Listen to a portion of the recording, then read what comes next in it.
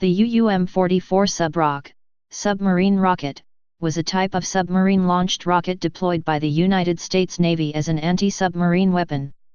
It carried a 5-kiloton nuclear warhead.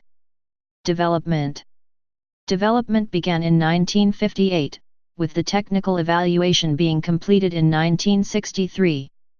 SUBROC reached initial operation capability, IOC, aboard the attack submarine Permit in 1964. When SUBROC reached IOC, the U.S. Navy's admiral in charge of weapons procurement stated that SUBROC was a more difficult technical problem than Polaris. Operation: SUBROC could be launched from a 21-inch submarine torpedo tube. After launch, the solid-fuel rocket motor fired and SUBROC rose to the surface. The launch angle then changed and SUBROC flew to its destination following a predetermined ballistic trajectory. At a predetermined time in the trajectory, the re-entry vehicle, containing the warhead, separated from the solid-fuel motor. The 1 to 5 kiloton W-55 nuclear depth bomb dropped into the water and sank rapidly to detonate near its target. A direct hit was not necessary. The W-55 was 35 centimeters, 14 in diameter, 1 meter, 39 in, long, and weighed 213 kilograms, 470 pounds.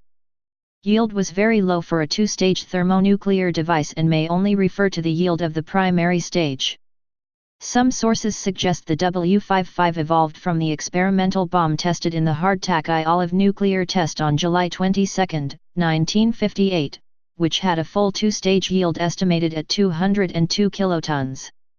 Researcher Chuck Hansen claims based on his U.S. nuclear program research that the W-55 and W-58 warheads shared a common primary or fission first stage, and that this design was nicknamed the Kinglet primary by Hansen in 2001. SUBROC's tactical use was as an urgent attack long-range weapon for time-urgent submarine targets that could not be attacked with any other weapon without betraying the position of the launching submarine by calling for an airstrike, or where the target was too distant to be attacked quickly with a torpedo launched from the submarine. The tactical rationale for SUBROC was similar to that for OSROC or ACARA. An added advantage was that SUBROC's approach to the target was not detectable by the target in time to take evasive action, although the warhead yield would appear to make evasive maneuvers unrealistic. However, SUBROC was less flexible in its use than ACARA or OSROC. Since its only payload was a nuclear warhead, it could not be used to provide standoff fire in a conventional, i.e., non-nuclear, engagement. SUBROC production ended in 1968.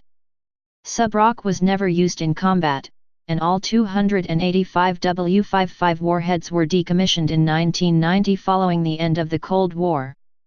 Because the nuclear warhead was an integral part of the weapon, SUBROC could not be exported to other navies, and there is no evidence that any were supplied to other NATO allies under the well-established arrangements for supplying other dual-key nuclear weapons. Towards the end of the 1970s, a planned successor, the UUM-125C Lance, was frequently delayed due to funding problems and eventually cancelled. Type: standoff anti-submarine weapon. Place of origin: United States. Service history: in service 1964 to 1989. Used by United States Navy. Production history: manufacturer Goodyear Aerospace. Specifications: weight 4,000 pounds, 1,800 kilograms. Length 22 feet, 6.7 m.